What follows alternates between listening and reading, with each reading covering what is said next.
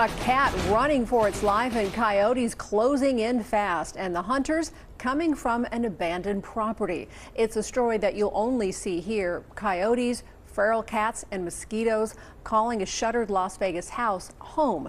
You're watching 8 News Now at 11. I'm Denise Valdez. And I'm Brian Loftus. 8 News Now reporter James Schaefer joining us live with the cleanup of that home. James, we understand city staff rushed out there last week. That's correct, Brian. Denise, we wanted to see the property for ourselves following our first story. Residents tell me they are thankful that that house is finally cleaned up, but there's still a problem that's living here rent-free. I think it's a great deal. It's a good start. It's not finished yet. 2 weeks ago, this home was covered in overgrown plants and smelled of urine. Now the yard has finally been cleaned up. We just can't leave it the way it is. It's a hazard.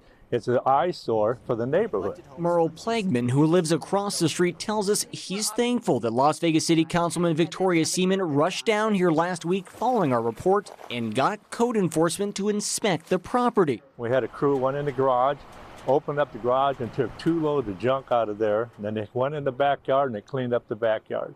It looks a lot better than it did, but it needs to go forward. Neighbors saying since the councilman's visit, crews have been down to the house. They've cleaned the backyard of debris, cleared the front yard, emptied the garage, afterwards sealing it. I don't know if the coyotes were living there, but they probably were. Jeff Taylor says he is grateful, but the community may not be out of the woods just yet. His camera catching coyotes chasing the neighborhood cats the same night as the cleanup. We got another video of them coming across and attacking one of the cats that live around our house. They didn't catch it. The ring light came on and warned them, and they took off. If somebody wanted to sell their house in the area, like the people next door or even us, who's going to want to buy a house with that kind of an eyesore and a possible future potential hazard?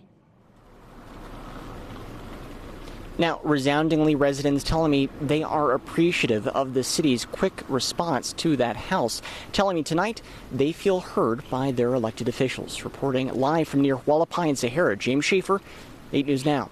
Councilwoman Seaman did provide a statement for this story confirming the work is not done yet. She says in part, I am also meeting with the city's executive team to discuss ways to speed up the process of dealing with abandoned and neglected homes so unsafe situations don't develop in the first place.